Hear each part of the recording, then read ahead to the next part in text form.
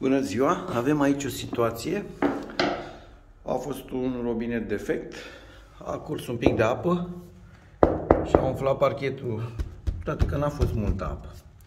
De ce s-a întâmplat lucrul ăsta? El se dilată și atunci trage de șapă. Dacă noi avem o șapă de ciment, cum e cea de jos, și nu e foarte dreaptă, atunci va trebui îndreptată un pic, o autonivelantă.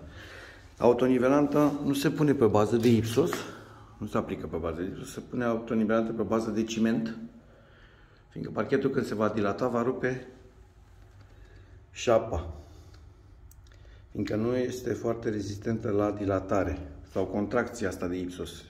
Cea de ipsos este creată doar pentru parchet flotant sau linoleum sau alte materiale de finisaj, nu pentru parchet masiv. Adică pur și simplu o rupe.